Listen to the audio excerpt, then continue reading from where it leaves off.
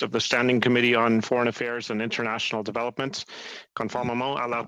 Pursuant to Standing Order 1082, and the motion adopted by this committee on Thursday, October 29th, 2020. This committee is continuing its study on the granting of arms export permits with a particular focus on permits granted for exports to Turkey. Usually, I would encourage all participants to mute their microphones when they're not speaking and address comments through the chair.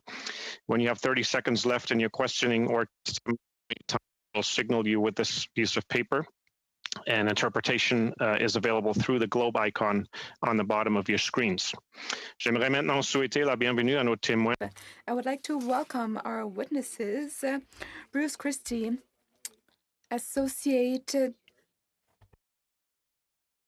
Chair, if I may, I have a motion. Sure, Mr. Harris, we can give you the floor now. Do you anticipate a lengthy discussion? Or you have a time slot available to you in a few minutes. No, I have a motion related to committee business that's not related specifically to the testimony today, but is a motion following up on our previous motion with respect to the publication of documents, and I'd like to move that. Point of order, Mr. Chair. I am just wondering how Mr. Harris got the floor when that is not on the agenda. We're not in a business meeting, so I would like advice from the chair, and also advice from the clerk, because I know that Mr. Harris can present a motion when he has the floor, but we've had an incident in this committee not that many months ago where the chair gave someone the floor, but it was not in their order. And I just want to confirm that this is indeed in order. Well, thank you very much for the point of order, Mr. Oliphant. Discussion on the point of order? I was trying to nudge Mr. Harris to his time slot, which will emerge shortly. He indicated that his motion is not directly relevant to the testimony of the witnesses. I'm a bit concerned about that because it's not properly on the agenda in that sense. Mr. Harris, why don't we give you the floor when it's your time to speak? And if you can make the motion as relevant as you possibly can to the testimony and the material before us today, I would encourage you to bring your motion at that time. Well, sir, I guess I am speaking to the point of order, if that's the point. The motion is related to the topic at hand and to do with the study at hand. So under those circumstances, this motion is relevant and may be given without notice, and it has to do with the order for production of documents that we have already dealt with, and we've, since the last motion to make public the previous documents that were presented to the committee, this is simply to reiterate that motion with respect to further documents that we've received since that time. And I would like to be able to have a motion for the committee to allow to render those documents public as well. Mr. Harris, I was trying to encourage you to use your allocated time slot for that. I was in the process of introducing our witnesses. Again, on the point of order, Dr. Fry, please.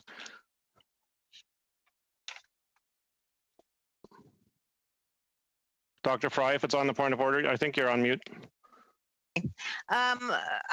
Yes, I'm sorry. I just wanted to agree with Mr. Oliphant. I think that when Mr. Harris's turn comes, Mr. Harris can then, if it is related to what the business is at hand that we're dealing with today, he can bring up his motion or his motion then. But right now, I think we are introducing witnesses, and that is where the order of the day or the order of the meeting should be following. Thank you, Dr. Fry. Any other discussion on the point of order? Seeing none, I will. Mr. Oliphant, yes, sorry, go ahead. Mr. Oliphant, you're on mute. I really do need clarification because I think it is unusual to accept a motion when someone doesn't have the floor, and I just am worried that someone has taken the floor. So, and that's not characteristic of Mr. Harris. I would say that is not something I've noticed before. So I am concerned I may be misinterpreting the rules, and would like that to be like to understand that, and maybe the clerk could advise on that because I think it is unusual. Mr. Oliphant, thank you for that point of order. I was still in the process of determining whether Mr. Harris properly has the floor, or we should give him the floor. I was trying to encourage him again to use his time allocation, which I think is 6 minutes in the first round. And I'd like to bring a motion. He most certainly is welcome to do that. If there are no other points of this, maybe, Madam Clerk, if you could just briefly clarify in response to Mr. Oliphant's question, if that is indeed the correct way to proceed. I'm inclined to conclude that Mr. Harris did not properly have the floor because I was in the process of introducing the witnesses that we have for the first hour of our time this afternoon. Madam Clerk.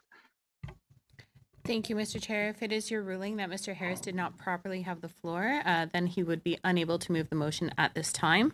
However, with regards to Mr. Oliphant's other part of the question, this substantive motion, if it relates directly to the business under consideration, then it does not require a notice period. So Mr. Harris would be able to move it during his 6-minute time slot today. Thank you very much, Madam Clerk and Mr. Oliphant. That's helpful. I'm trying to be as consensus-based as possible. I would encourage the committee to adopt the view that the proper way to go forward is to have Mr. Harris speak during his allocated time slot. I'm prepared to make that a ruling of the chair if that's required, and again to encourage Mr. Harris to be as closely connected to the subject matter at hand in his motion as he says it is, and if that's the case, he is absolutely able to speak in a few minutes' time. If that's agreeable to the committee, then we would proceed with the introduction of our witnesses. Thank you, colleagues. Merci beaucoup. I would like to welcome our witnesses for this first panel.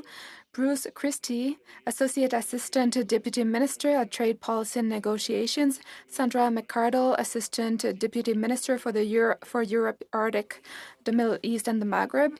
Colleen Calvert, Acting Corporate Secretary and Director General. Andrew Turner, Acting Director for Eastern Europe and Eurasia. And Shalini Anand, Acting Director General at Trade and Export Controls. Mr. Christie, I believe that you will be speaking. You have the floor for 5 minutes. Please go ahead.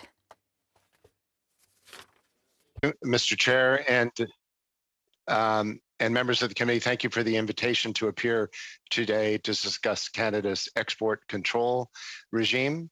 As you're aware, the former Minister of Foreign Affairs and the Directors General of Trade and Export Controls Bureau, as well as the Europe Affairs Bureau at Global Affairs, have appeared before this committee to address the issue of the suspension of certain export permits to Turkey back in October of last year.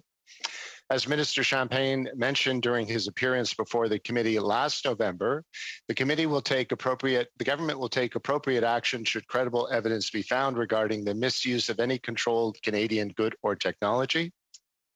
Following allegations about controlled Canadian exports being deployed in the recent conflict in Nagorno-Karabakh, a review of the allegations was conducted by Global Affairs Canada in collaboration with the Department of National Defence. The review found that Canadian technology was used in Nagorno-Karabakh and other regional conflicts, and that the alleged transfer of Canadian technology to a third party may have been inconsistent with the end-use assurances provided by the government of Turkey. Therefore, the Minister of Foreign Affairs decided yesterday to cancel the suspended permits and has directed departmental officials to initiate a dialogue with Turkey to build mutual confidence and greater cooperation on export permits to ensure consistency with end-use assurances before any further permits for military goods and technologies are issued. Canada's export controls policy with respect to Turkey will remain in place. As indicated in Minister Garneau's statement yesterday, Turkey is an important NATO ally, and permit applications related to NATO cooperation programs will be assessed on a case-by-case basis. While the team and I will be happy to answer any questions on the review of export permits to Turkey following my presentation, I'll focus my brief remarks today on describing the process through which we assess applications for export permits, as I understand the committee had requested insight on this topic. Mr. Chair, Canada has one of the strongest export control systems in the world, and over the last few years, we have taken steps to increase the rigor and transparency of what was already a very robust system. Foremost among these steps was Canada's accession to the UN Arms Trade Treaty back in September of 2019. And prior to joining the Arms Trade Treaty, or the ATT, amendments were made to Canada's Export and Imports Permits Act to ensure our full compliance with the treaty. The most significant of these amendments was the creation of a requirement to assess all permit applications for military items against the criteria outlined in the ATT. These criteria require officials determine the risk that a proposed export could be used to commit or facilitate a serious violation of international humanitarian or human rights law, or be used to commit acts of terrorism, transnational organized crime, or gender-based violence. Under the law, the Minister of Foreign Affairs must deny export permit applications for military items if, after considering available mitigating measures, he determines that there is a substantial risk that the export would result in any of the negative consequences referred to in the ATT criteria. Canadians rightfully expect that our military and strategic exports will not be used to commit human rights violations abroad. And at the same time, we must be cognizant of the importance of the defense industry to the Canadian economy, particularly in a time of such a difficult economic hardship. In fact, our non-US exports of military goods alone amounted to approximately $3.7 billion in 2019. Our export controls are not meant to unnecessarily hinder international trade, but rather to ensure that controlled items are exported in a manner that is consistent with our values and interests. I'd just like to discuss very briefly the process through which the department assesses the approximately 6,000 export permit applications that are received. After the export permit applications are received in our system, our engineers confirm that the items are indeed controlled for export. Thereafter, the export permit applications for military and strategic items are reviewed on a case-by-case basis against the ATT criteria and the substantial risk test.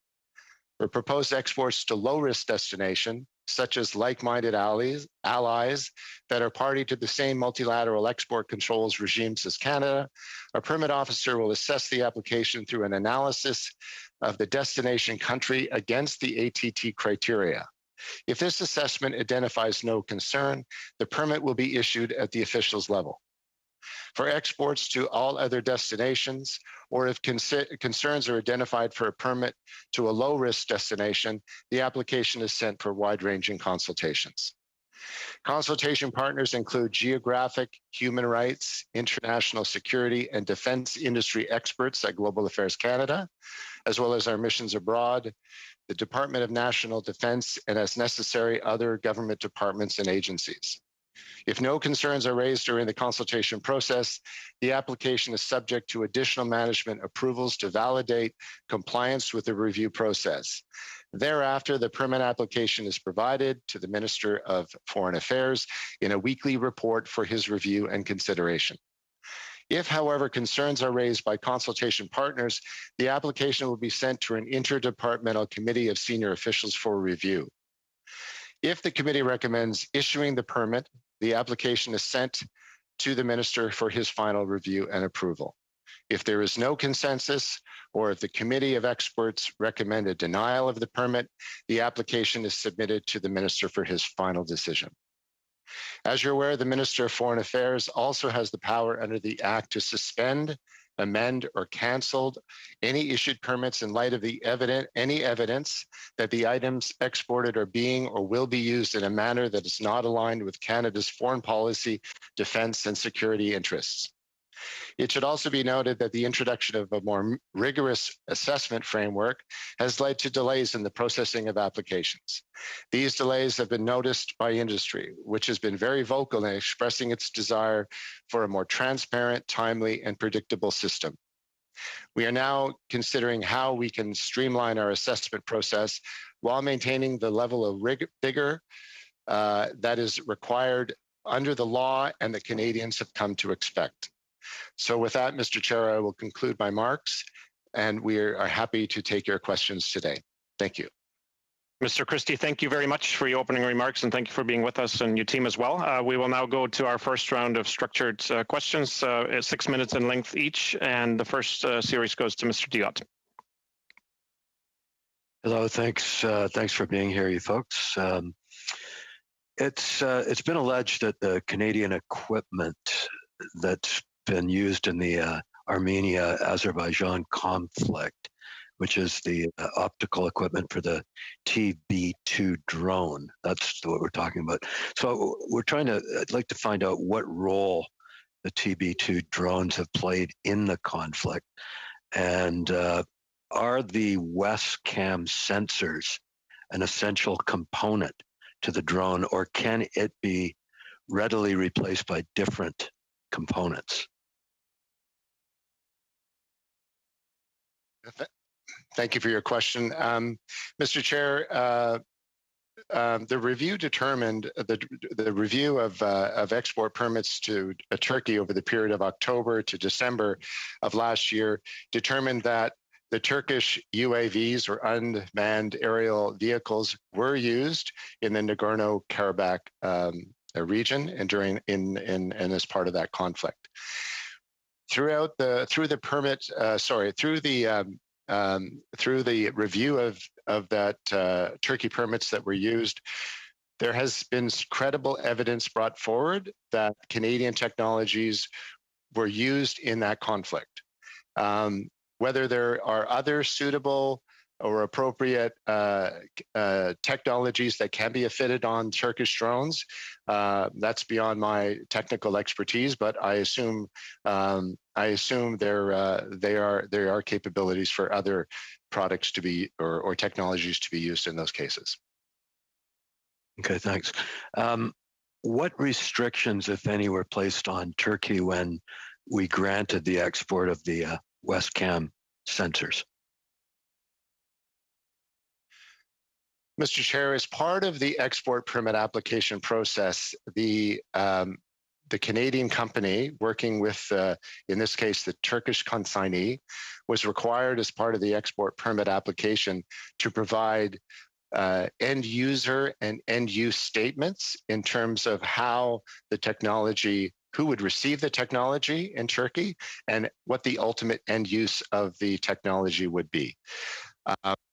Throughout that process, we have been engaged with the Turkish officials, our Turkish counterparts, to confirm that Canadian sensors or cameras that were being exported to Turkey were being used for defensive purposes and humanitarian purposes, but were not being used in the Nagorno-Karabakh conflict. Now, we know that exceptional circumstances can be granted to allow the export of military items to Turkey. So how does Global Affairs Canada determine when there are exceptional circumstances that justify the issuance of an export permit? Well, thank you for your question. Maybe to take a quick step back in terms of the timeline, in October of 2019, the Minister of Foreign Affairs, following Turkey's incursion into northeastern Syria, permits, the issuance of new permits to Turkey were suspended until such time that we, the department, working with our like-minded partners, get to determine whether our concerns that the exports of Canadian technology being used in northeastern Syria could further destabilize the region. Further to that review, during which time no new export permits were permitted, in April of last year, the Minister of Foreign Affairs resumed the export of military items to Turkey, but under new criteria under which all permit applications would be reviewed on a case-by-case basis, and only essentially what came into effect in April of 2020, Mr. Chair, was a presumptive denial policy. We advised Canadian exporters of military items and technology that they should assume that their permit application would be denied unless they could present exceptional circumstances, which were not limited to, but mostly based on NATO cooperation programs. And those would be the exceptional circumstances, Mr. Chair. So just on How many and what items have been approved for export based on exceptional circumstances on that clause? Can you shed any light on that? Well, Mr. Chair, since April of 2020, I would say a small number of export permits to the region have been approved under those exceptional circumstances. And I would have to say, certainly fewer than 20, but I would have to say that the vast majority of those permit applications that were approved by the minister fall into the category of permit amendment requests. In other words, a valid permit needs to be revised because the date of the permit has expired, the amount of money attached to the permit has changed, or the company name has changed or whatnot. But very few permit applications were approved during that time period. And as I said, the majority of them were what we deem as permit amendment requests. Thank you. Just a really quick question. Can you provide any update on the allegations that Canadian equipment's been used by actors supplied by the Turkish government? Just a brief answer, please, Mr. Christie. Through the review of export permits to Turkey that was released by the minister yesterday, we found credible evidence that Canadian military technologies were used in the Nagorno-Karabakh region. Thank you very much, Mr. Diot. The next round goes to Mr. Fonseca for 6 minutes, please. The floor is yours. Well, thank you, Mr. Chair, and Mr. Christie, good to see you again. In your opening remarks, Mr. Christie, you mentioned that yesterday Minister Garneau announced the cancellation of the export permits to Turkey that were suspended in the fall of 2020 following concerns related to the conflict in Nagorno-Karabakh. So I want you to explain, can you provide this committee with more background on this announcement? Explain what elements guided that decision, went through that process.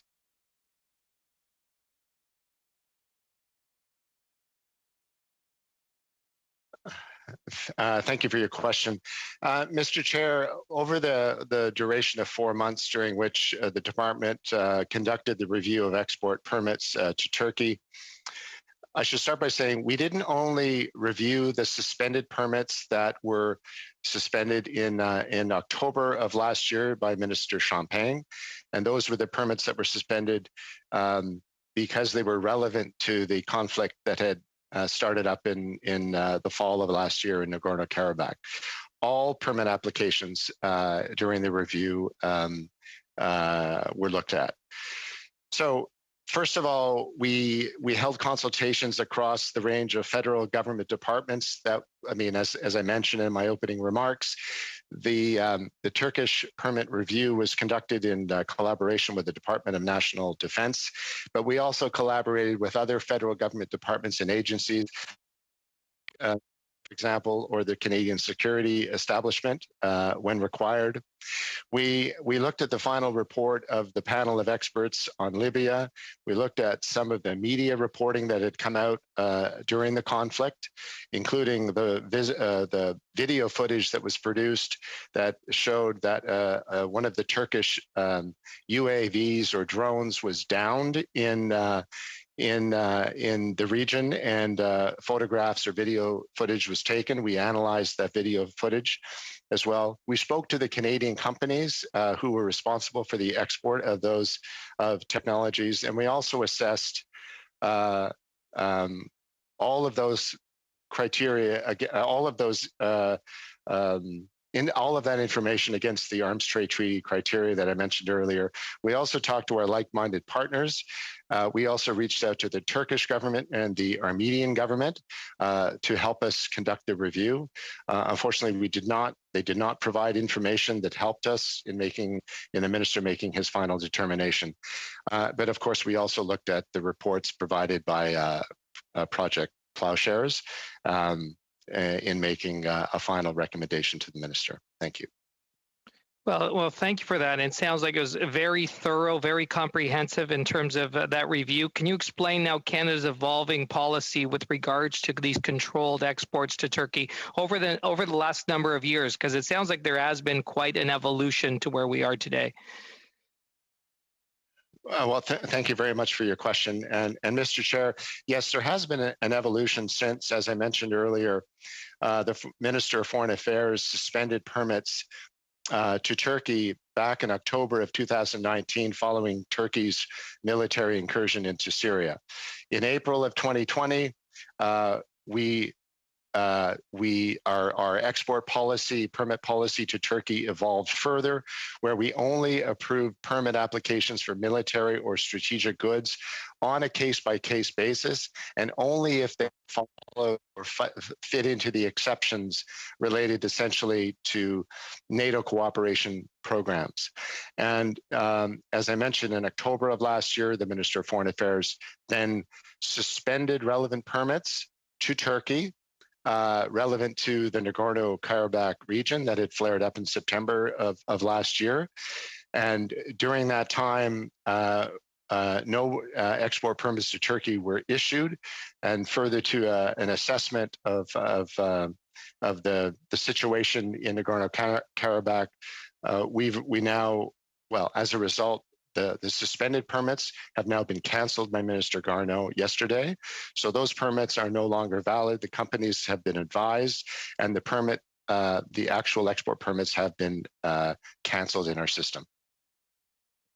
My next question is somewhat perplexing for many people, and it's about so how can Global Affairs Canada be objective when you're responsible for promoting business opportunities, as you said, three some odd $billion for Canadian defense companies, and ensure the protection of human rights? Can you kind of explain how you balance that, how you manage that difficult situation? Thank you very much for your question. It's become increasingly challenging for us to balance Canadian export interests in military goods and technologies, as well as continuing to apply a rigorous risk assessment framework using the criteria laid out in the Arms Trade Treaty to determine if a potential export of a Canadian military or strategic good could lead to any of the negative consequences that I referred to earlier in the Arms Trade Treaty, i.e. a risk that it would result in a violation of human rights, including a serious acts of gender-based violence. So what we do to try to manage those two components of our Canada's interests, both as an exporting nation and also to ensure that we continue to approach these export permits with a consistent, rigorous risk assessment approach, if you will, is we have regular dialogues through our various industry working groups. We speak to the companies themselves on a regular basis. We speak to the industry associations. We're in constant communication with companies to determine any additional information that we need to help make a determination as whether that export permit should be approved, while at the same time, we've been trying to work with Canadian companies over the past 2 years to get them to be more compliant with the Arms Trade Treaty criteria and to work with us in more of a partnership to ensure that we can process export permit applications in a more timely and predictable manner. Mr. Christie, I'm sorry to interrupt. We'll have to leave it there in the interest of time. Merci beaucoup, Monsieur Fonseca. Thank you, Mr. Fonseca. I will now give the floor to Mr. Bergeron. Monsieur le Président, merci, Monsieur Christie, d'être des nôtres. Merci à tous vos collaborateurs et collaboratrices qui sont là également, histoire d'éclairer les travaux de ce comité. Évidemment, je ne vous cacherai pas que... Of course, I won't hide that several welcome the decision that was announced yesterday by the Minister of Foreign Affairs. This said, we do need to note that we will have seen the loss of many human lives for us to finally come to this decision. And yet, the alarm signals were numerous. There is an Arab proverb which says that when something happens to you once, it's not your fault. However, when it happens twice, you need to ask some questions. When it happens 3 times, it is your fault.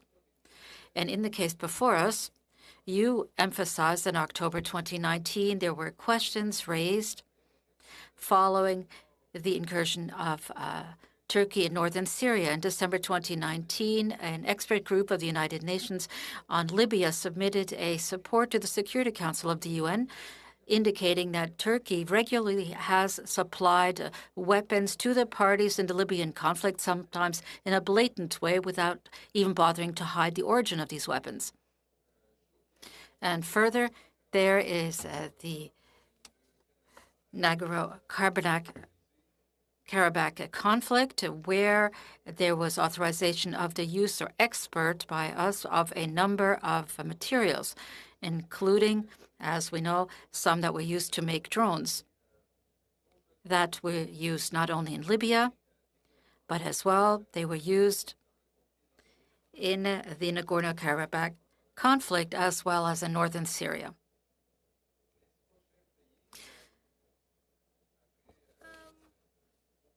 So there have been at least 2 warning signs. And I would say, did we not as a country grant the export of these weapons towards Turkey? Isn't that somewhat permissive? Well, thank you very much for your question. So let me start by addressing the situation in Syria. And as I mentioned, in October of 2019, as you say, we suspended permit applications when Turkey led their military incursion into southeastern Syria. Further to our review of the situation, and a determination was made in concert with our partners and our allies that the Turkish incursion into Syria did not destabilize the region. In fact, they went in with a view to protecting Turkish interests and not to create human rights violations.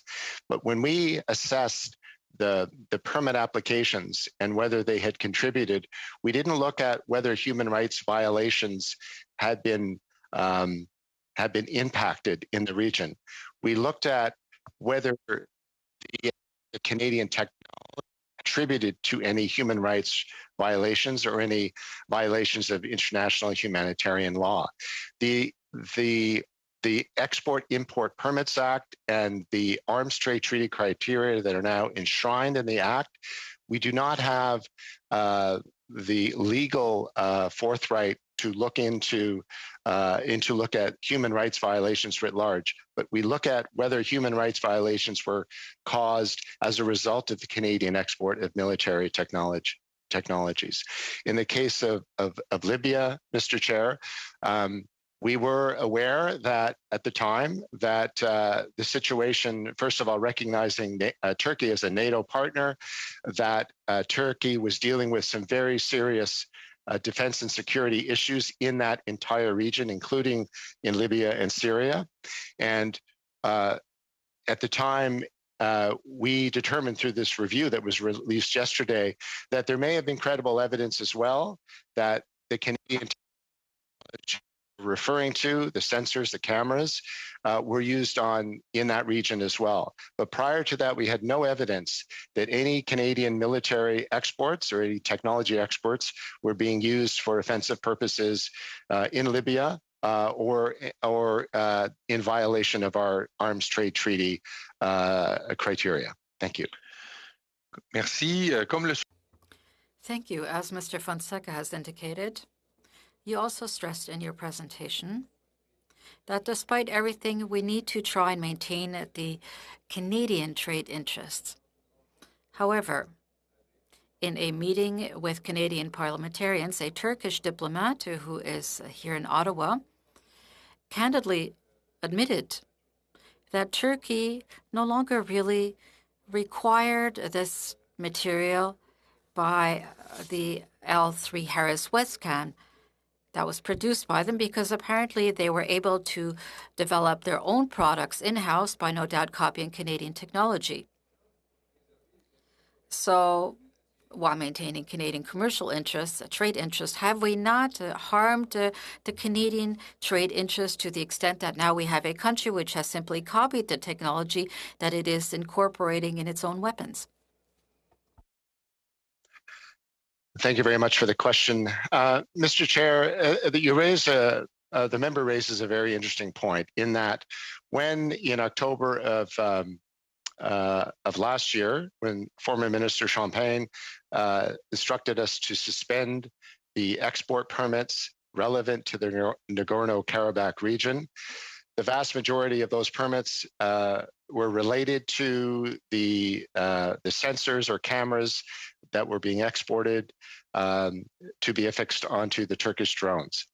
At the time, the Turkish government, through our deliberations with Turkey, we tried to reach out to help them provide additional information to the Canadian government to determine whether or not Canadian technologies were being used in that region against the end user assurances that the government had been provided by the government of Turkey. But unfortunately, as I mentioned, the Turkish government did not provide us with any additional information. So merci beaucoup, Mr. Christie. Merci beaucoup, Thank you very much, Mr. Christie, Mr. Bergeron. Mr. Harris, for 6 minutes. Thank you, Chair. I just set my timer here.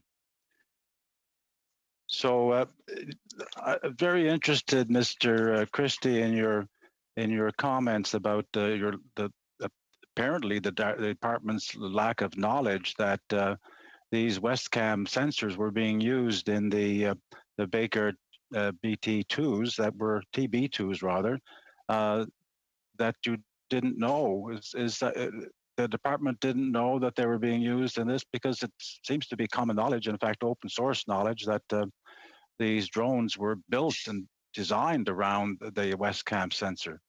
Can you tell us more about that? Thank you for the question.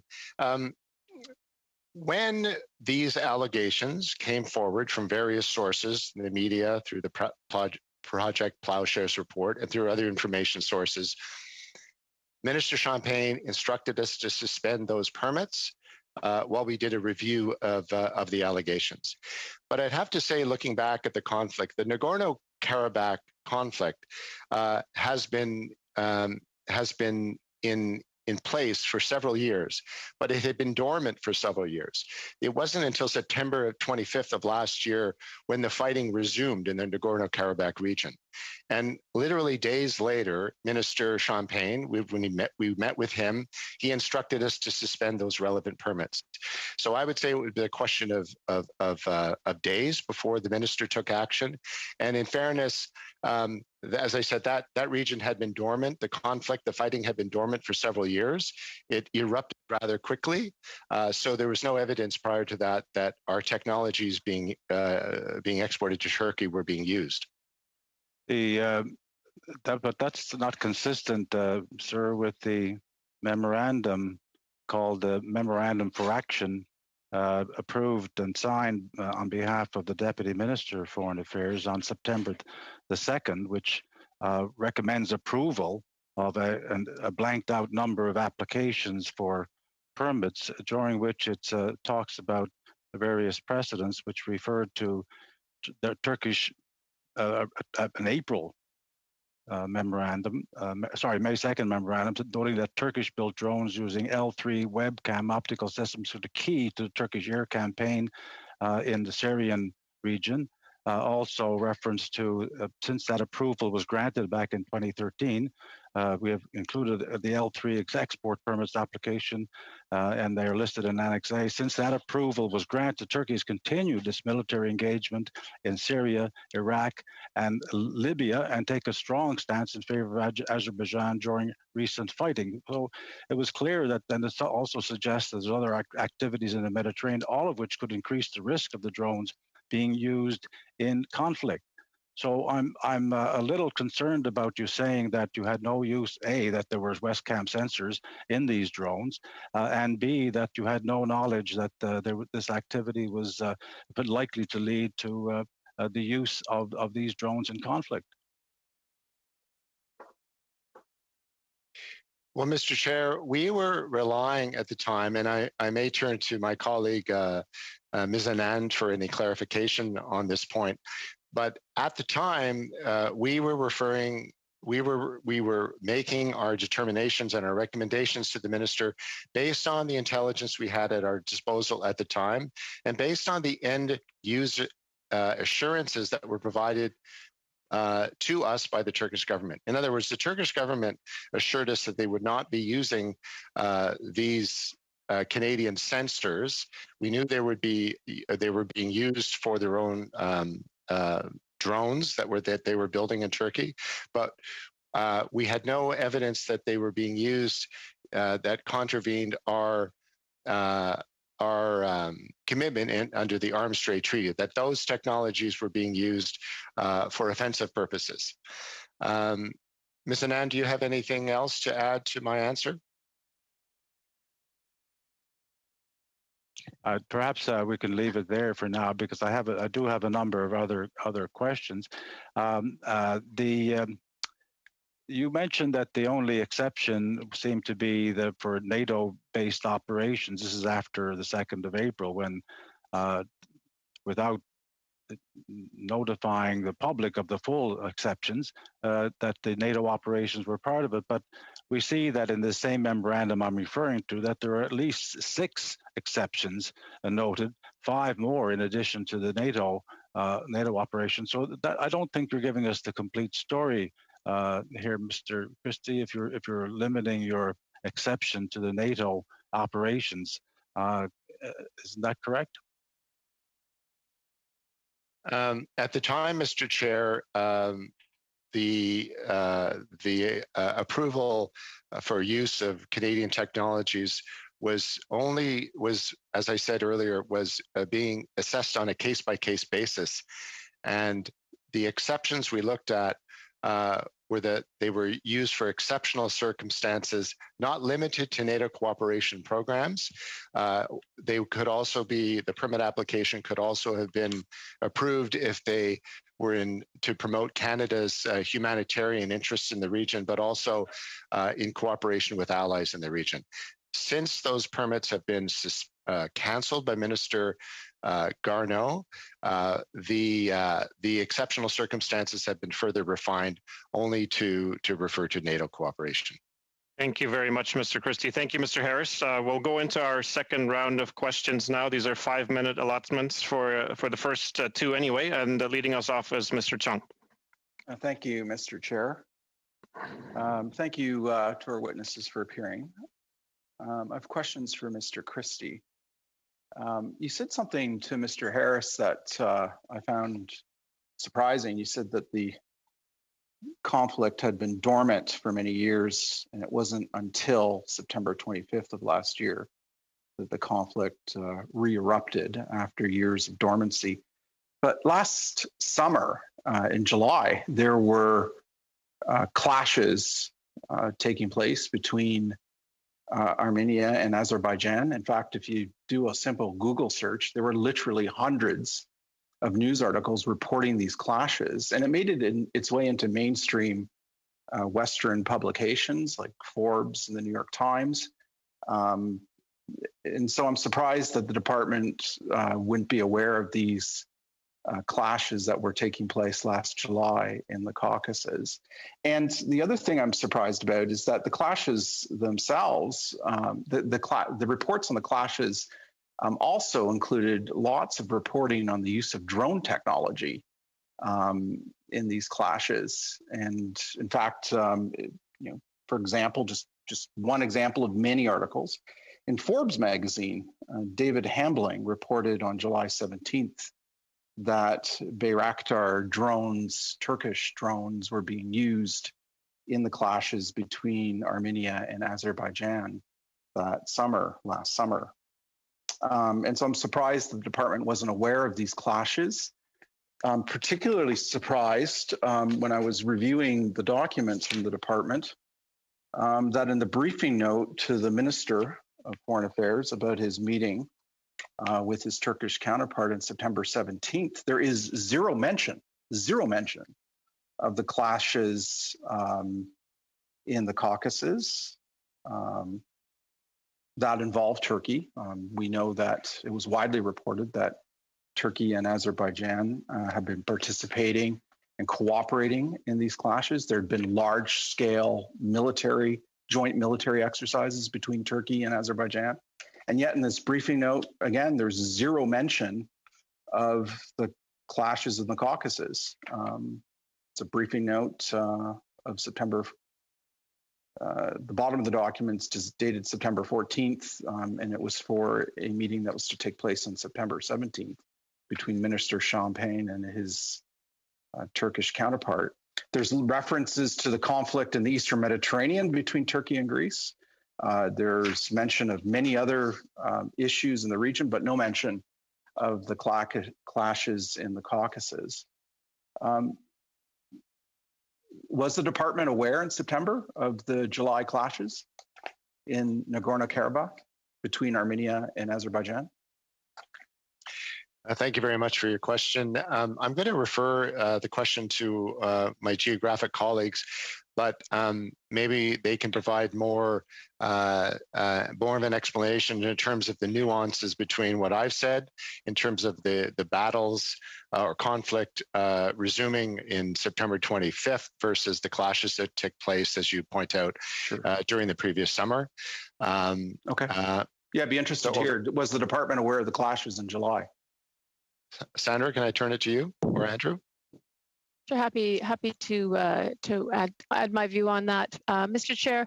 The member of the committee is right to raise the issues of the border skirmishes in July. The department was aware of those skirmishes which took place and tragically resulted in the death of 16 people. Thank you for that. So why didn't that make it into the briefing note to the Minister of Foreign Affairs for his meeting on September 17th? I mean, to me, that seems like a glaring omission from this briefing note, that there was zero mention of the clashes in the Caucasus in this briefing note.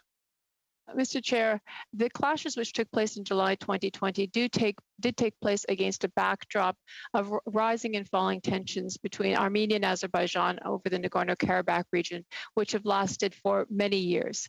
And this particular flare-up in July, while of concern, did not at that time appear to be taking on what we would see down the road a few months later as a very significant outbreak of violence and conflict between the two sides. With respect, my view is that it's an astounding omission, and I'll just leave it at that. Thank you. Mr. Chung, thank you very much. The next round of questions goes to Mr. Oliphant again for 5 minutes, please. Thank you very much, Mr. Chair. I just want to begin by thanking the analysts, Ms. Goody and Mr. Sierkowski, for the briefing note for today's meeting. They were really exceptional. And I think that the work you put into them helped me understand, and I've been following arms permits now for a couple of years, and your work was really good. I am going to send it to officials to read because I really do think it's a fine outline of the history. First question I have would be, is Turkey an ally of Canada? Yes, Mr. Chair. Turkey is an important bilateral and strategic partner for Canada, and as well as I mentioned earlier, a valued NATO partner. And as such, we are engaged with them in the fight against Daesh. We're engaged with them in other areas. We raise concerns, say, about Russian aggression in Ukraine with them as an ally. Am I correct on that? Yes, that is correct, Mr. Chair. And it would not be unusual to have arms export permits to an ally that we would have strong concerns always about with any ally to make sure that the end use was consistent with what it was meant to be. But that would be a normal procedure that Canada would engage in with companies in Canada that do this sort of business. Yes, Mr. Chair, that's exactly how we would engage in those types of discussion. What I referred to earlier, and maybe I'll reiterate as it relates to your particular question, as part of the export permit application process, we seek assurances on the end user and the end use. The end user is consignee in the other country, in this case, Turkey. What's very challenging to do, and beyond the legal extent of our Export-Import Permits Act, is that there's a time lag between when technology or a good that's exported from a Canadian company to Turkey, when that's actually used. They could be stored in warehouses for years, for example.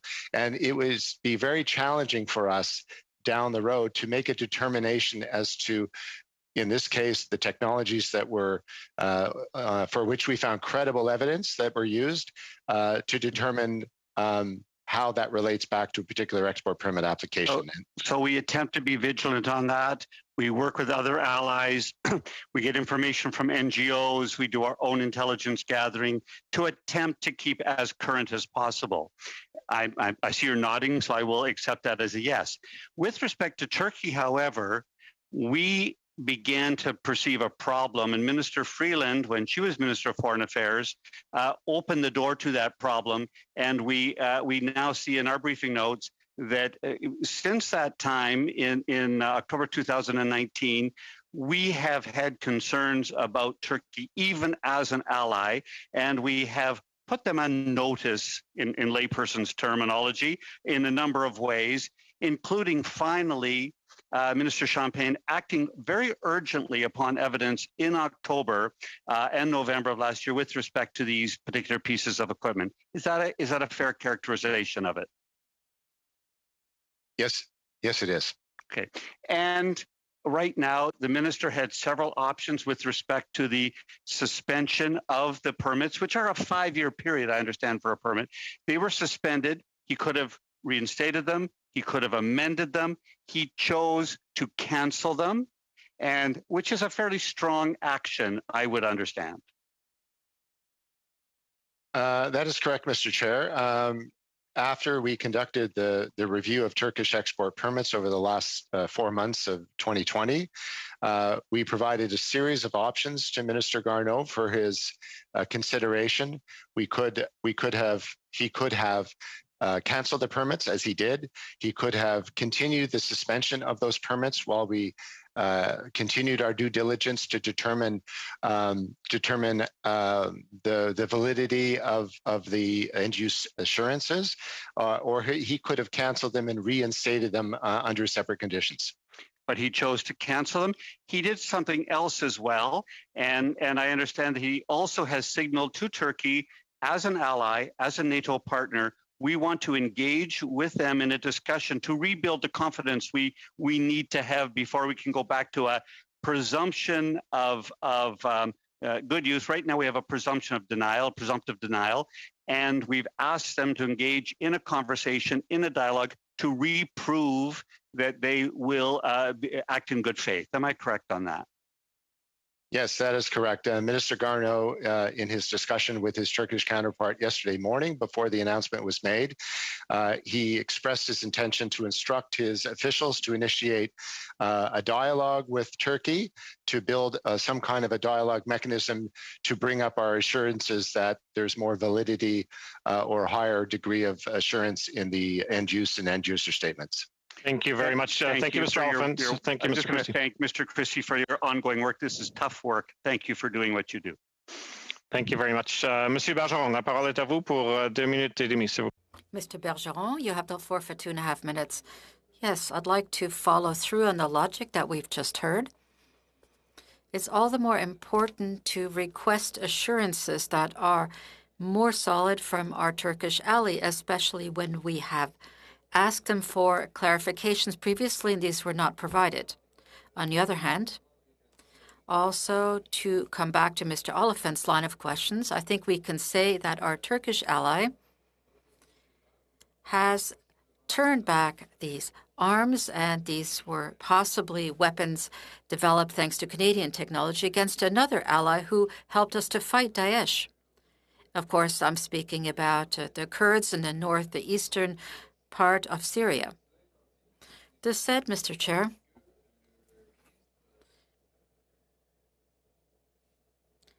when the minister, that is the former Minister of Foreign Affairs,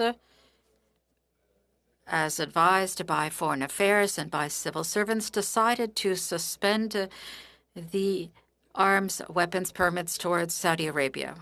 There was the announcement of a panel of experts, a committee of experts. However, when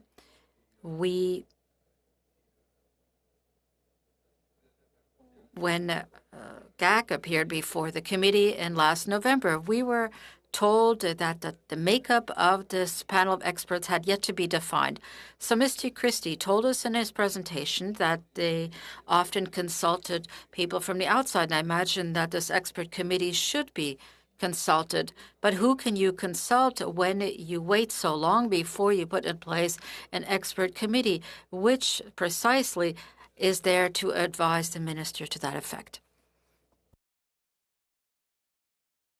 Well, thank you very much for your question. In terms of who we consult with on, in particular in relation to the relevant permits in the Nagorno-Karabakh region that were suspended by Minister Champagne in last October, through our own deliberations, we consult with, as I mentioned, Canadian companies. We consult with our other like-minded partners.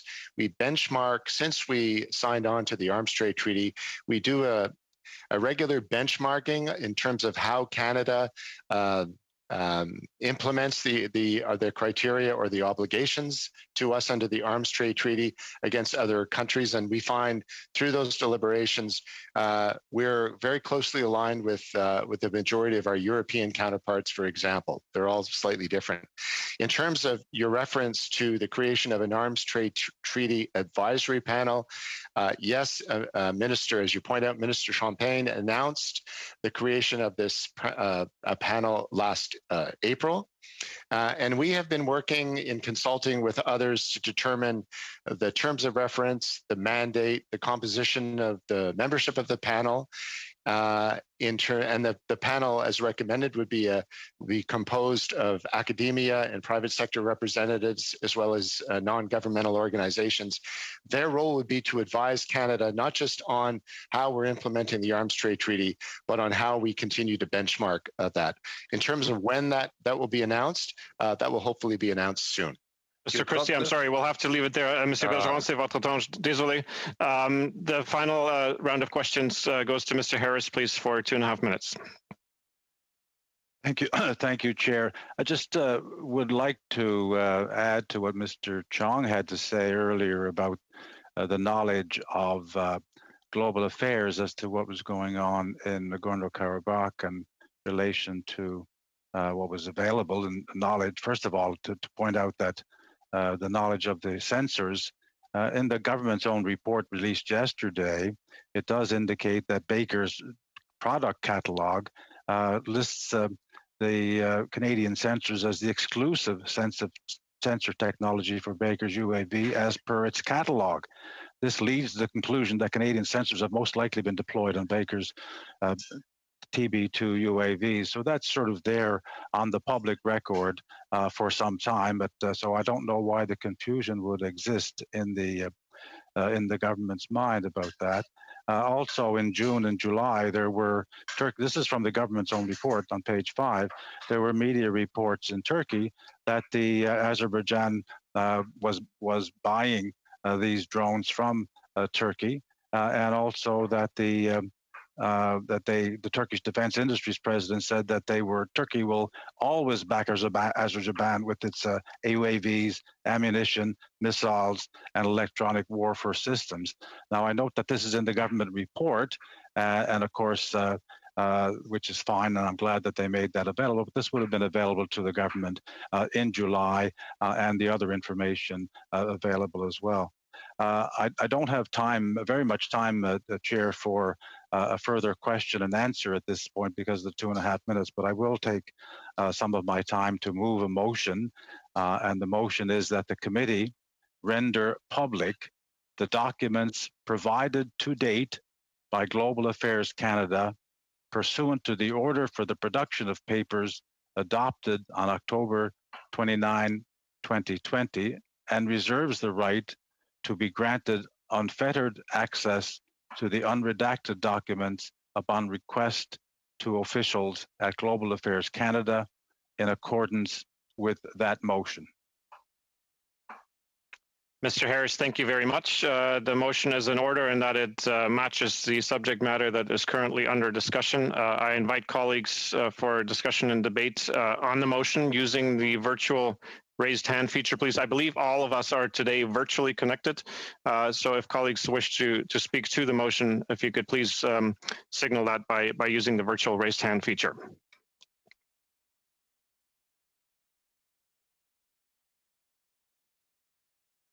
Ms. Sahota, you are first in line. I see your hand raised. Go ahead, please.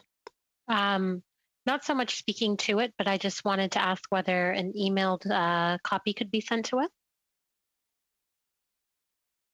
Okay, the motion's been read. I'm not sure if Mr. Harris, would you be in a position to circulate by email or even through the clerk's office? We could ensure that the clerk has one. I don't know if we have all the addresses in a gang email as the clerk may have. Madam Clerk, is that something we could accommodate just to support the discussion? The motion was read into the transcript, so it's officially before the committee for discussion and interpretation was provided. At least I have no points of order that suggest otherwise. If we could get it around to members, that would probably be helpful. And thank you, Ms. Sahota. Mr. Harris and then Mr. Oliphant. Yeah, I just wanted to add to the motion itself. I think it speaks for itself, and the committee passed a similar motion recently upon delivery of the previous documents. We were concerned, of course, that the only exception to our motion in October, made on October 29th was related to cabinet confidentiality. Instead, we got documents which were redacted beyond that purposely by Global Affairs Canada, which spelled out what forms of redaction they used, which seemed to be, by the advice given to the committee, similar to the ATIP kind of exclusions that would be made. So the documents essentially were clearly available to the public, and the committee agreed to release them before. I think we can confirm, perhaps the clerk can help us on that, that these particular set of documents were also following the same mechanism to ensure that the documents were expected to be made public. Thank you very much, Mr. Harris. Mr. Oliphant. Sorry, just unmuting. In principle, I'm supportive of this. I think it's similar. Two questions I have. One for clarification would be, and I may ask the chair to suspend the meeting until we can get a copy of the motion. I'd like a comparison of this motion to the previous motion and to see if it's the same or different. If it's the same, obviously we'll support it. I'll support it, and I assume my colleagues will.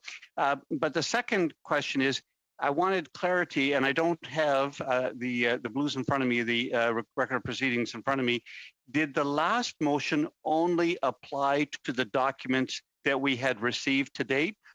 So it was a limited motion. I'm seeing the clerk nodding. And so this is a necessary motion to extend the same activity to the new documents which we have now received. So I just want to clarify, secondly, is it exactly the same wording as the first motion? If it is, we can move on and get right into our witnesses, which I think is quite important. If it is different, I just need to kind of look at any difference that it might entail and need to see that. Thank you, Mr. Oliphant. Mr. Harris, are you in a position to confirm? We could suspend for a few minutes if that's necessary, just to get the text of the original motion if committee members wish to look at it. But if you're able to clarify to Mr. Oliphant's satisfaction, then maybe we can just do this verbally. Mr. Harris? I think the motion was based on the previous motion. The question of reserving the right to be granted unfettered access to the unredacted documents, that was not in the motion itself, but it was a condition of the is recorded by the clerk as part of the decision that was made at the time. So instead of doing it that way, I've included that in the motion. But I think if the members of the committee wish to see the motion before voting on it, perhaps we can table it and bring it up later on in the meeting. If there's a way of doing that with in the procedural without me having to regain the floor to use my time to do that, if that's agreeable by consensus with the committee, that we'll get everybody copies of the exact motion and the previous one to compare it with, and we can vote on it later on in the meeting. Thank you, Mr. Harris. Does that seem agreeable to colleagues? We'll carve out, let's say, 10 minutes at the end of the second panel to briefly revert and review the text. I don't see any objection. Any discussion points on that, Mr. Oliphant? Would you be okay with that? Okay, why don't we do it this way then? We will come to a landing at 5:20 with our second panel of witnesses, and then take 10 minutes to, by that time, have received the text of the original motion and just to vote on Mr. Harris's motion as presented. Thank you, Chair, and thank you, colleagues. Thank you very much. Madam Clerk, let me thank our witnesses of the first panel for their testimony, for their service, for the information provided today. We will let them disembark our virtual ship, and we will suspend briefly to impanel our second panel, and then resume with our discussion on the export permits in relation to Turkey. We'll suspend. Thank you, Madam Clerk.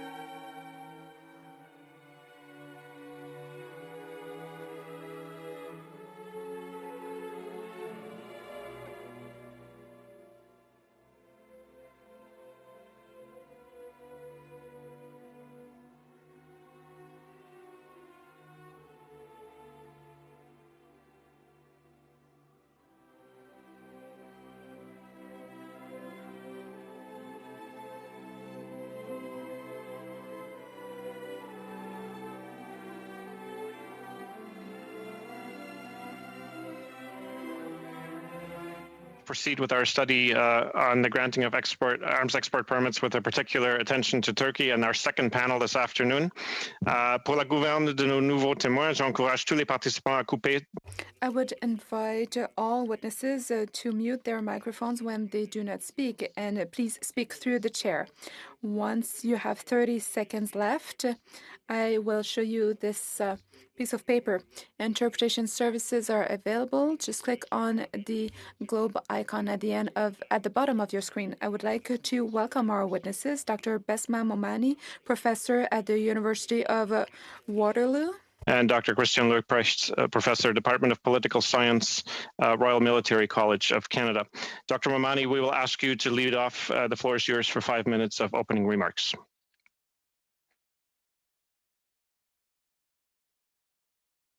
And sorry, just check your micro. I think you're on mute.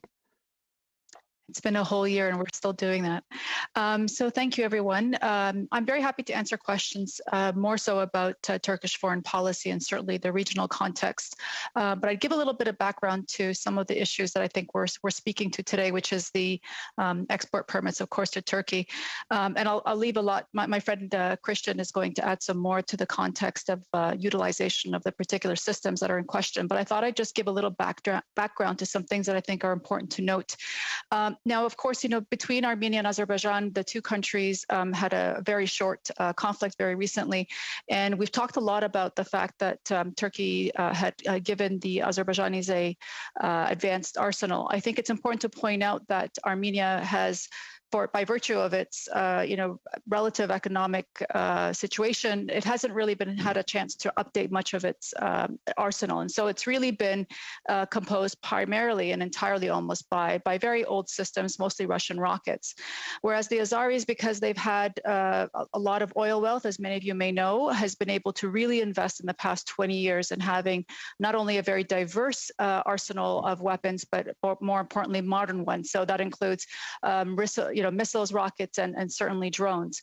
And I think that's really important because some of the attention that's been brought to the use of drones, while certainly very important, I think it's also important to point out that it's partly because the Armenians didn't have very good air defense systems. And it's important to point that out, that really, I think, made the drones so effective. Certainly, these particular drones were really helpful because they were able to, I think, give the Azaris a big advantage on the battlefield. The other point too, I think we're going to talk about at some point, but is also the cameras, I should say, that are put on these particular drones were also being used. In fact, many Armenians have pointed out that they were used to make out very explicit type of propaganda videos. So something else that I think one wants to consider. It's not just about their tactical advantage, but they also had a very interesting messaging advantage. I think one thing that I'd like to point out that would be important in the conversation about where we're going is that this particular war is a shift and change of the modern warfare. Drone technology is going to really change the battlefield, partly because they're low cost, they're cheap. And so we're going to see more countries using that, particularly those that don't have a strong air force. You don't want to invest a lot of money in having that air force. You can do, you can use drones to effectively mimic what air power can do at really a fraction of the cost. So we're going to see a lot of smaller countries get access to these very cheap tactical aviation and tools, which do as well have sometimes precise guided weapons.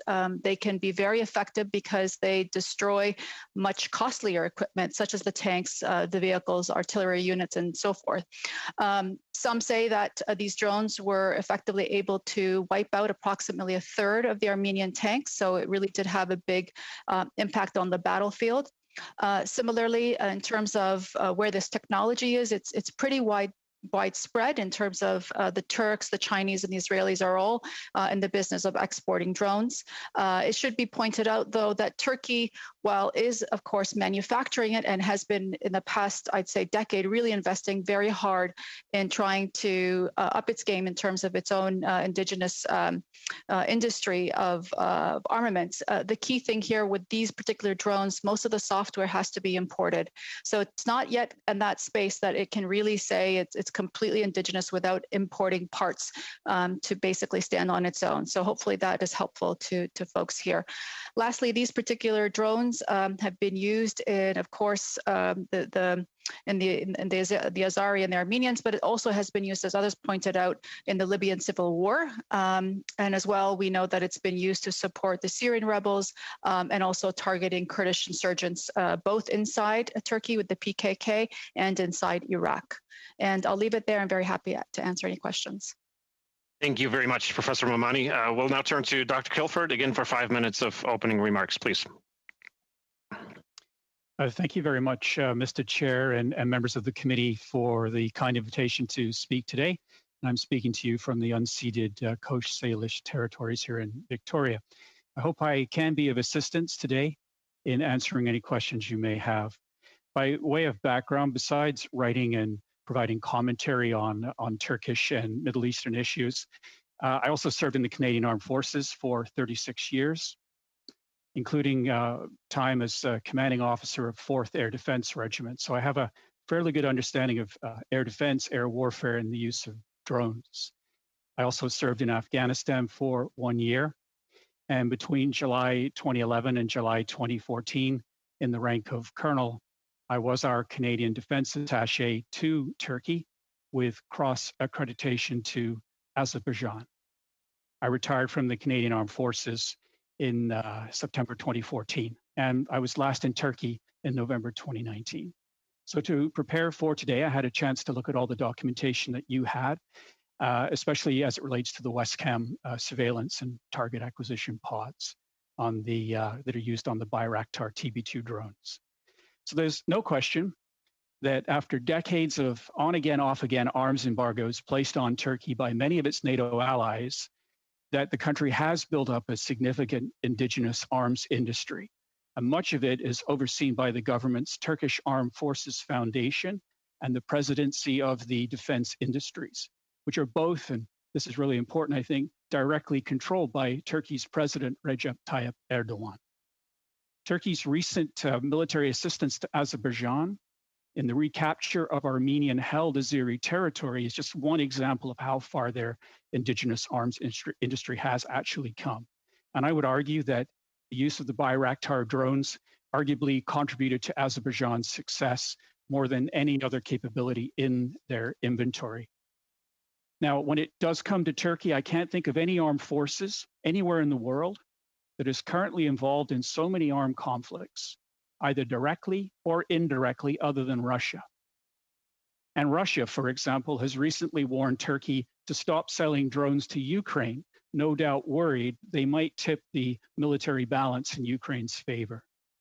Now, returning to Turkey, it does have a well-trained and capable military, but it's a military beset with many internal issues, with extensive and ongoing purges that have come about following a failed military coup attempt in July 2016. I would also add that the entire country, politically, economically, and from a human rights perspective, is also facing numerous challenges. Nevertheless, the Turkish government would undoubtedly point out, if not for their intervention in Libya, the United Nations recognized government would have fallen to General Haftar's forces. This is not to downplay or suggest excusing Turkey's regional activities that have brought on our arms embargo, but it is quite often a perspective missing in the wider picture. Now, based on reports from last year, I understand that Aselsan has developed his own targeting pod and may no longer need the WESCAM pods in the future. And in closing, as deadly as they can be, drones do come equipped with these advanced electro-optical systems. And if they're flown by well-trained operators following lawful rules of engagement, their use should arguably prevent or at least reduce civilian casualties in conflict zones. Thank you very much, and I look forward to your questions. Thank you very much, Dr. Kilford. And finally, Professor Leupprecht, for 5 minutes, please. The floor is yours. Mesdames et messieurs, merci de l'invitation.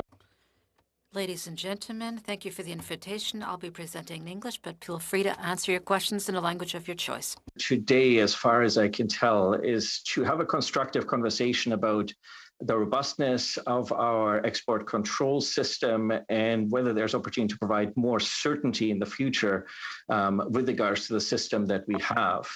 In regards to the conversation from the previous panel, it's also important to understand that the system that we have was really built during the Cold War, where we had a fairly predictable type of conflict, whereas today we're engaged in anti-terrorism mission, counterinsurgency missions, conflict below the threshold of war, as well as countries such as Turkey that are engaged in revisionist and hegemonic foreign policies.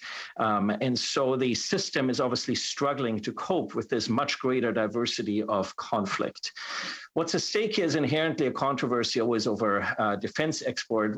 It's important to understand defense exports are ultimately an instrument of foreign policy. And that's why ECL ultimately belongs to the Minister of Foreign Affairs. And it's also why the Minister of Foreign Affairs has considerable discretion to issue, suspend, revoke, or reinstate permits. And the minister's decision yesterday to revoke permits is quite unusual. Usually you see a suspension, but you don't see them being revoked altogether. I would say that Canada has a very robust export control system. The system has been improved significantly since 2019 with Canada's accession to the Arms Trade Treaty, and it is among the most robust in the world. I'm sure there's things that we can do to improve it, but I think we're about as good as you can get.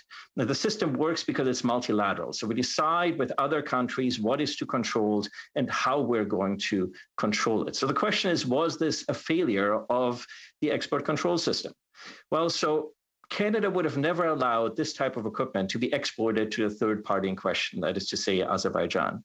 So it's ultimately a question about end use and the authorization that came with the end use. And it would appear that Turkey gave assurances with regards to end use, and that the Canadian government, by my reading, was misled by Turkey in this regard. And so we had in the previous panel discussion about what did the interdepartmental risk assessment show. And my reading, also based on the comments of that both Chris and Besma made, that there was a high risk of this technology being used for purposes that might not align with the assurances given, and that also might not align with Canadian interests or with those of NATO and NATO partners. And we have this evidence, as already cited, from northern Syria, from Iraq.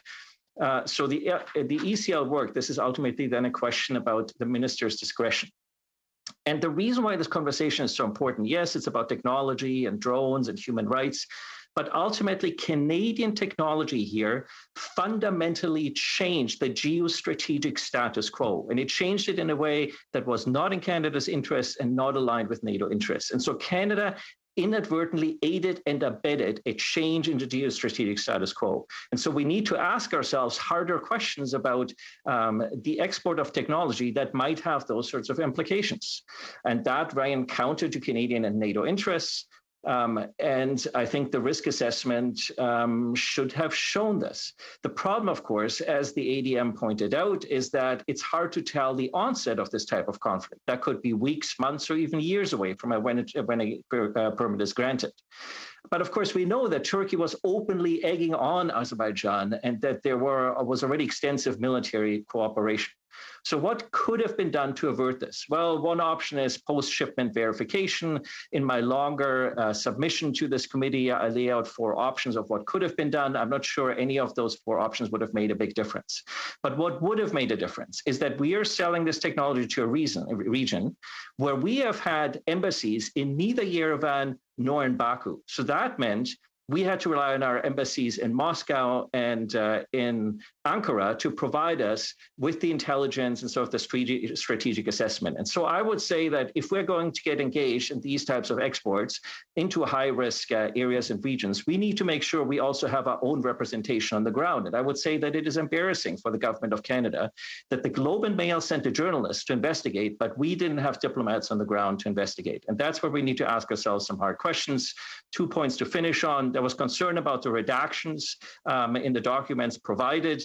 I think if there's concerns, you can always refer the matter to the NSI COP that could then look at these documents in greater detail. But I think that the documents complied with the redactions in terms of third-party information. And I would just like to close by reminding ourselves we live in a very challenging, very competitive and hostile global geostrategic environment where defense exports matter. They matter as an instrument of foreign policy, but they matter also as an instrument of providing for a stable world. And it allows us to have influence that otherwise we would not have. So people who claim that somehow defense exports make us less safe and we shouldn't be engaged in this are just fundamentally wrong and fundamentally misunderstand the world in which we live, where it is key for Canada to make its contributions in terms of high technology, but we also have a responsibility to ensure that it is used responsibly and in line with the assurances that our partner countries give us in this regard. Merci. Thank you. Thank you very much, Professor Leupprecht. We will now go to our interventions in the first round, each of which is 6 minutes in length, and leading us off will be Mr. Chung. Go ahead. The floor is yours, sir. Thank you, Mr. Chair. Thank you to our 3 witnesses for appearing in front of us today. I appreciate you taking the time to talk to us. I don't know if you've had the opportunity to review the government's most recent report on the final report on the review of export permits to Turkey. But there's a number of conclusions in there from the department that I wanted to ask our 3 witnesses about. The first conclusion is in answer to a question. The question posed in the report is the continued export of Canadian military goods and technology to Turkey consistent with Canada's obligations under the Export-Import Permits Act and the Arms Trade Treaty? And the department concludes the following. the department assesses that there is no substantial risk that Canadian military goods and technology exported to Turkey would be used to undermine peace and security. My first question is, to our three witnesses, do you share that conclusion?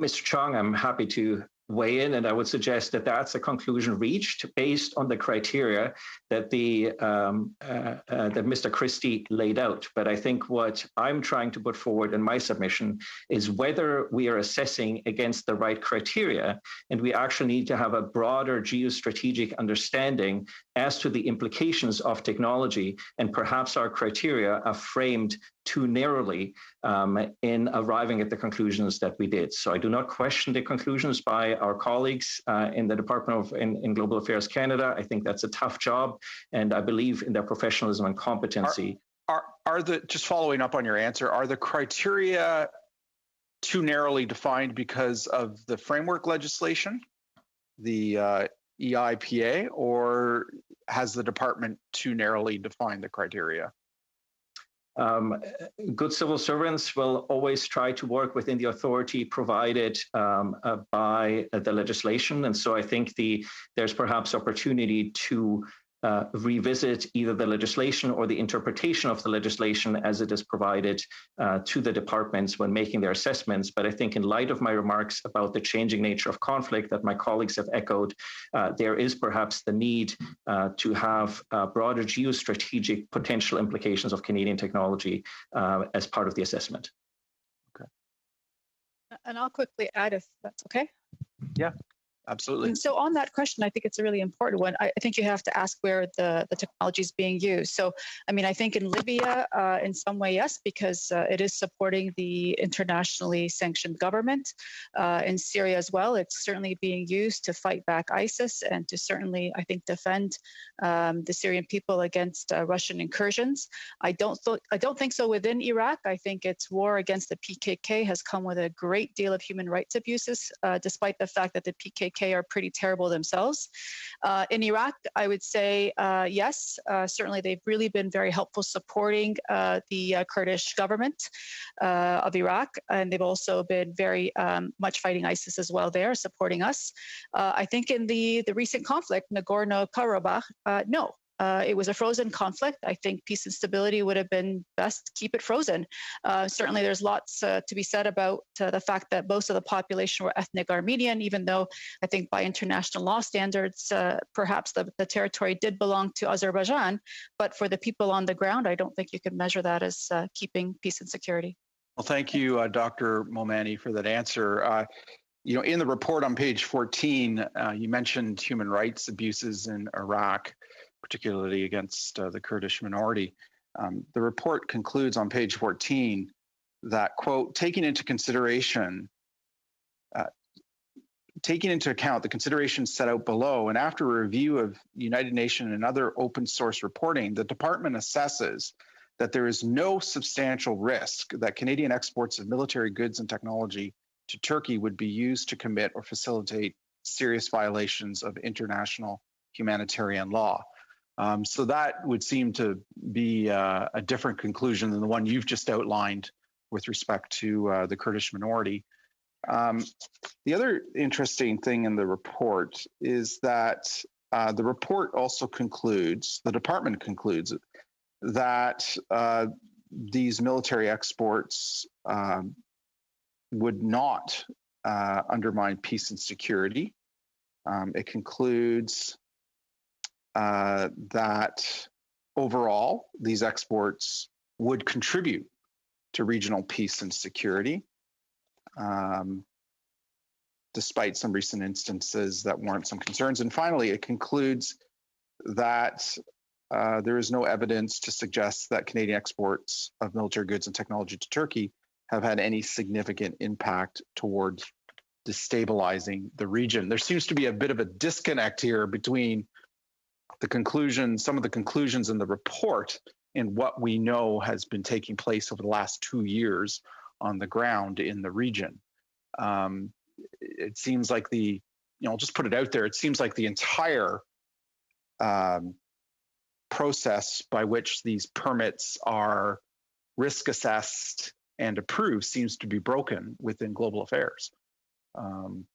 Mr. Chong, I think our emphasis... Just a very brief answer, please, because we're almost out of time. Please go ahead, Professor. Our emphasis needs to be on the track record that a particular country has with regards to our equipment and with regards to equipment provided by our multilateral partners in order to maintain the integrity of the multilateral export control system.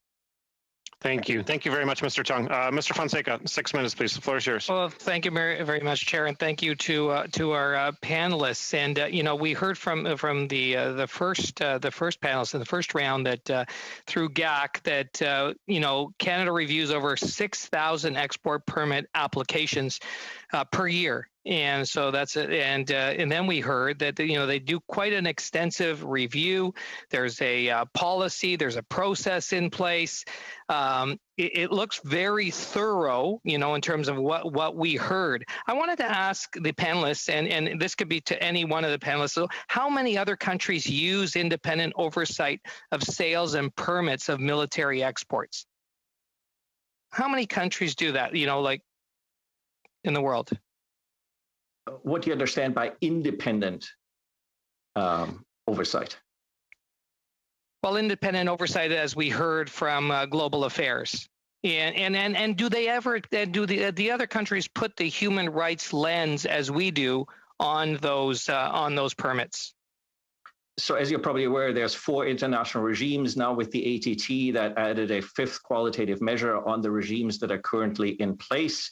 And those include things such as the Wassenaar Agreement that lay baseline benchmarks against which all parties to the regimes assess export control permits. However, the interpretation of those benchmarks is then ultimately a function of sovereignty. And even within that legislation, that sovereignty, all those countries still accord considerable discretion to the ministers or Secretary of State when it comes to foreign affairs, precisely because for all those countries, arms exports, defense technology is an instrument of foreign policy. So we heard that of course the minister he canceled export permits now to Turkey. He took quite a measure there, and what I would like to know is are other countries taking these type of measures? Have you seen these type of measures from other countries? So we saw very aggressive measures from France, for instance, but that also had political reasons within their own particular geostrategic interests and the way they see Turkey as a regional actor and their understanding of Turkey's reliability as a NATO member country. So different countries within the same benchmarks have very much arrived at different conclusions and did so at different points in time with regards to export permits of defense material to Turkey. Thank you. Professor Momani, we did a study on Nagorno-Karabakh, and what we heard during that study was that Azerbaijan really overpowered the Armenians in terms of just the resources that they had, the amount of money that they were putting in this.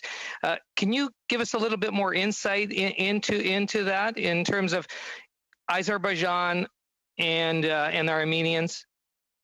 Yeah, no, absolutely. And you mentioned it yourself. Yeah, no, thank you.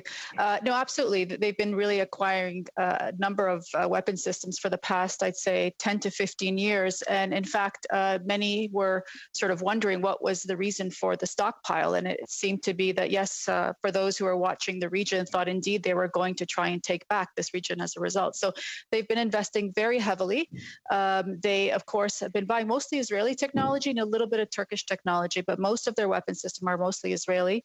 And I think this is, a country that also has a lot of wealth and certainly increasingly trying to play up its nationalistic base. The president himself is very much a nationalist, and this was a very popular war by the standards of most Azeris as well.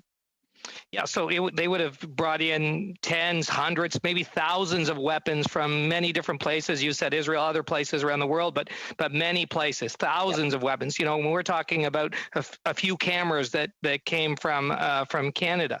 I now want to ask Dr. Kilford, could Turkey import similar sensor systems from other countries? Are they available for their drones?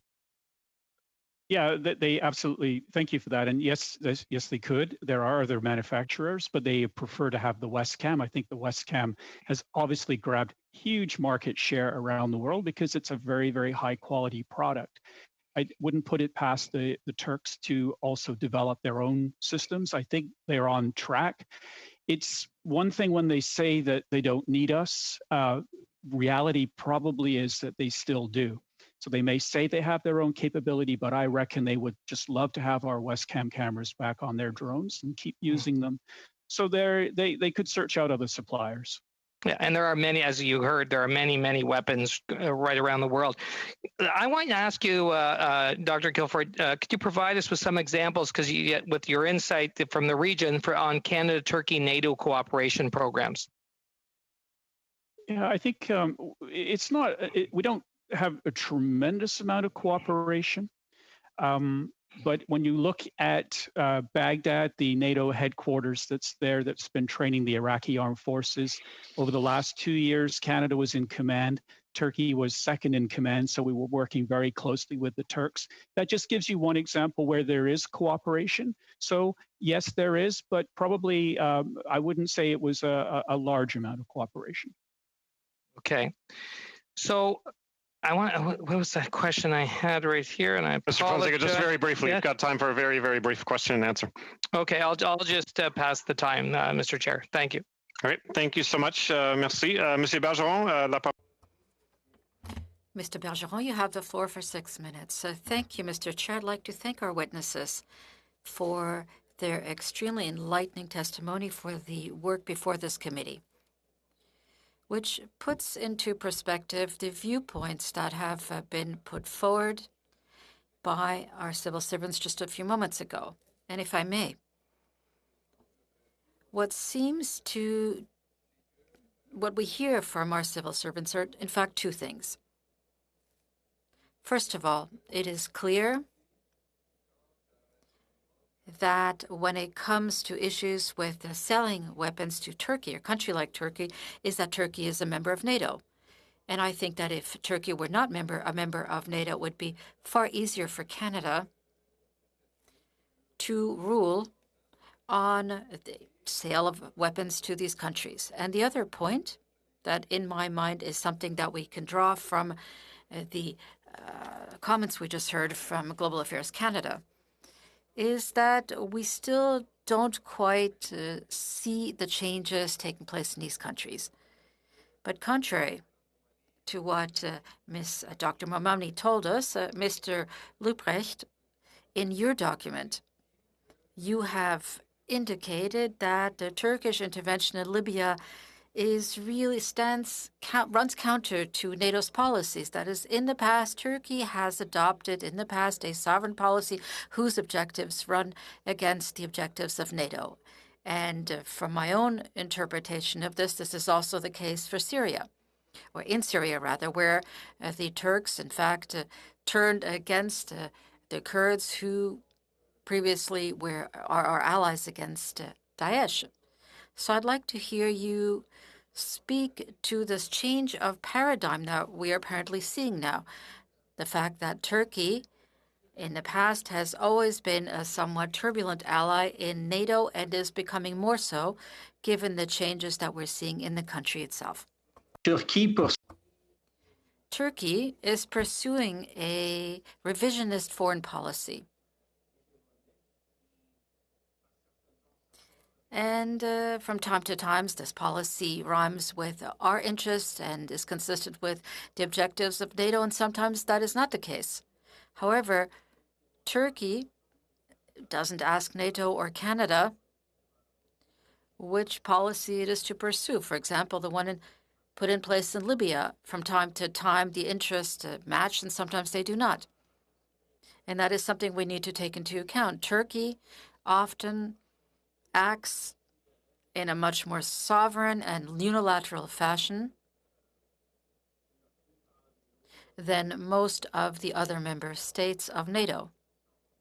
And we realize within our Department of Foreign Affairs, given the fact that Turkey, for a number of years now, has been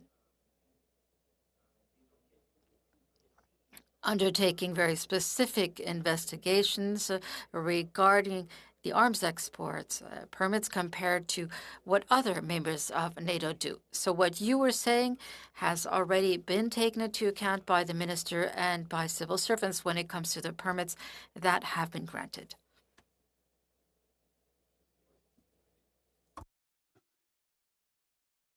Yes, please. Would it be possible to answer that too? Please. So thank you for that question. I think also you have to look at Libya 2011. It was NATO that got involved in Libya. We had a Canadian general in charge of that NATO operation, and of course the country fell apart and it entered into a civil war. And you had the UN government, recognized government in Tripoli, being surrounded and almost taken over by General Haftar, who's considered to be a warlord. Now Turkey steps in, the drones with Canadian technology turn the tide, and now we have a ceasefire and election. So maybe that should be seen for a positive, I think. And when I look at the Turkish perspective of their dealings in Syria against the YPG, the Kurdish YPG, of course, for them, they just say that that's an extension of the PKK, which is an organization that Canada recognizes as a terrorist group. So for them, it's a case of looking out for their own interests, their immediate interests. And so I understand why they would be using those drones, because it's providing security to them as a country.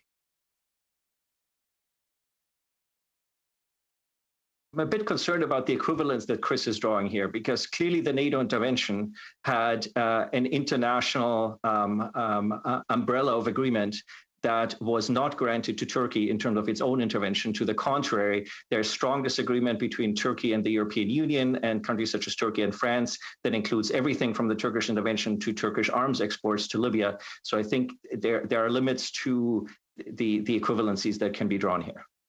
I would just add, though, that France had its own interests in Libya as well, and you saw that play out in the Mediterranean between naval ships. So I think the lesson here is that when we as a country sell weapons into the Middle East, it comes with all of this that we're speaking about, and we have to understand that. Le ministre turc.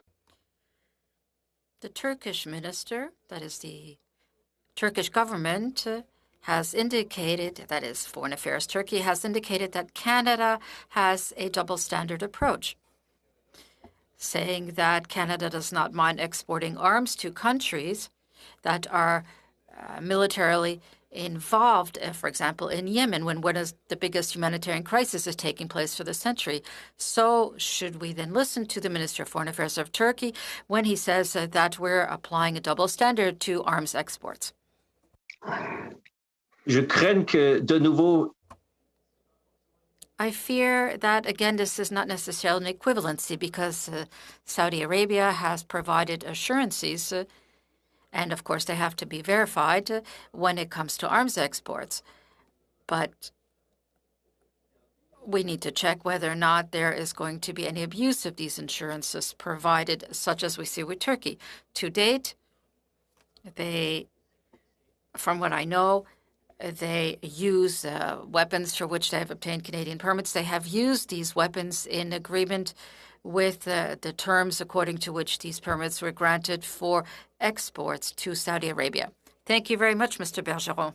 Intervention this afternoon goes to Mr. Harris. And again, Mr. Harris, for 6 minutes, please. Thank you, Chair, and thank you to the witnesses for being here today and helping us out. I want to ask a question to Dr. Momi, if you will. The use of drones you referred to as a feature of modern warfare as being cheap and easy to come by, and may be able to be used by people who don't otherwise have access to a full military equipment. Do you have a fear that this makes actually for instability in the future? If someone can use money to buy drones, they don't have to risk their own people to actually use them and inflict damage on someone else. And we know that they've been used for targeted killings and can easily be used to target civilians, etc. Is there a human rights concern with that technology being proliferated in the world today, or is there anything we can do about it? Mr. Harris, if you just excuse me for 1 second, for the next question you'll ask, could you just raise your mic slightly for interpretation? They're having trouble picking you up. I think we'll let it go and turn over to the witnesses just for the next one. Thanks. Yeah, so to your question, and it's a good one, it is a game changer, but it's nothing special about the technology. It's the fact that it's new. It's an emerging technology, and we're going to see lots of questions about the use of drones in almost every aspect of our lives. It really is going to be a game changer in so many things, from the way Amazon delivers packages to certainly the way wars are being fought. And they're getting better. It really is one of those technologies that continues to get smaller, lighter, longer battery life, better cameras, sensors, you name it. So it definitely is, I think, going to be a game changer. But the point of it is that where there was a cost barrier at some point to have a full-fledged Air Force, that is now being eroded because this technology is very much easily accessible. It's cheap. Increasingly, again, I mean, to the point that was brought up earlier, the Chinese are in the game as well. I wouldn't say they've surpassed the West by any standard, but they're not far. And so I don't think the Chinese have any, certainly I'm pretty sure they don't have any human rights controls or export controls on that technology or any technology they sell. It's important for us to keep our eyes on this feature of modern warfare. All right, thank you. Dr. Kilford, and thank you for your service. I have a technical question for you about the drones used in, and maybe you don't know the answer, but the drones used in Nagorno-Karabakh. You referred to target acquisition as a feature of these. Is that the sense of identifying targets for other people to use, or are they target acquisition drones in the sense that they were armed drones for actually executing armaments against targets?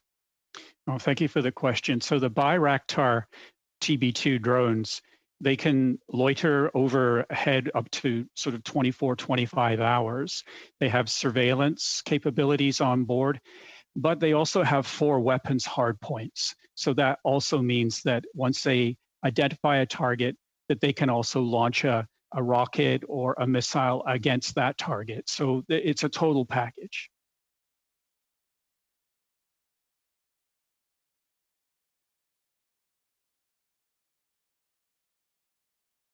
Mr. Harris, I think you're on mute. If you double check your microphone. Sorry, thank you. I have a question for Dr. Lubrecht as well, in keeping with his pre-circulated speaking notes.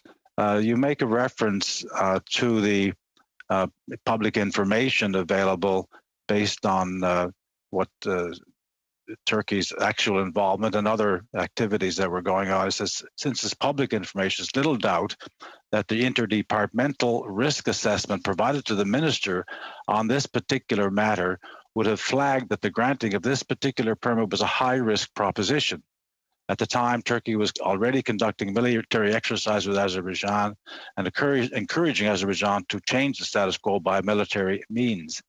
Then you say the minister exercised his discretion to approving the permit anyway. I gather from that you feel that the department was deficient in assessing the risk, although we see that the department, based on the memorandum that was released with the documents of the memorandum of action as recurred to of September the 2nd, in fact, the department is saying that it meets the requirements of the ATT, but has some exceptions for offered, and it recommended that you approve the issuance of the applications in the attached annexes. So that seems to me that they did approve them, and so I conclude then that you must believe that the assessment was inadequate by the department. the assessment would have been based on the information that the department had. And I think the department could have perhaps had better information had it had diplomats on the ground, perhaps about illicit technology transfer. And as the other witnesses, I think, raised, this technology is highly challenging because it can be dual use for surveillance and humanitarian purposes or for conflict purposes. And so that's why the maximum strategic assessment is absolutely essential, because we also want to leverage this technology for stability in a highly unstable world. So simply not selling it to anyone ever again is also not a solution here. I understand that, yes, there's a fair number of permits being issued and requested and all of that. But we do know that, I mean, not everybody else, but it's common knowledge for those who pay attention to these things that these sensors were being used by Becker for their drone, and that's what they were being sold to them for. I mean, the representative of the department talked about how they have intense discussions and relationships with the manufacturers, so they do know where they're going. So it seems to me, would you recommend that greater due diligence be pursued by the department when assessing these such things, particularly when it's obvious that from public sources that the drones were being sold to Azerbaijan in the summer of 2020? And just a quick answer on that, please. Of course, these drones contain not just Canadian technology, they contain German technology, American technology, and they're then built sort of under license by Turkey. So there's probably opportunity for greater coordination. And there is opportunity for us, I think, that the data points that we now have in terms of Turkey's behavior would certainly flow into a future risk assessment for future permits towards Turkey. And I think the minister's decision indicates the inference that he has drawn from those data points. Thank you very much, Professor Leupprecht. Thank you, Mr. Harris. Chers collègues, au nom de notre comité, j'aimerais... Dear colleagues, on behalf of our committee, I'd like to thank all of our witnesses this afternoon for your know-how, for your witness, and for your service. A very productive discussion.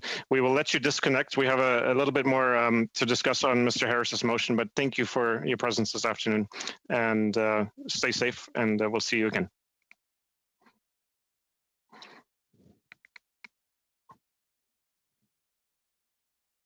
Okay, and Madam Clerk, just to take up again the discussion that we left off earlier, we have circulated through you to members the March 11 version of the motion, which we believed to be very closely related, if not identical, to the motion that was brought by Mr. Harris. That is the one that's in your email inboxes, and the reason we circulated that one is because for that one we do have both official languages.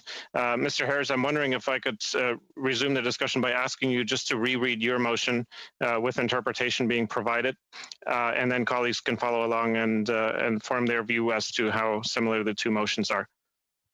Certainly, and I do want to thank the clerk for her diligence in getting this translated so quickly.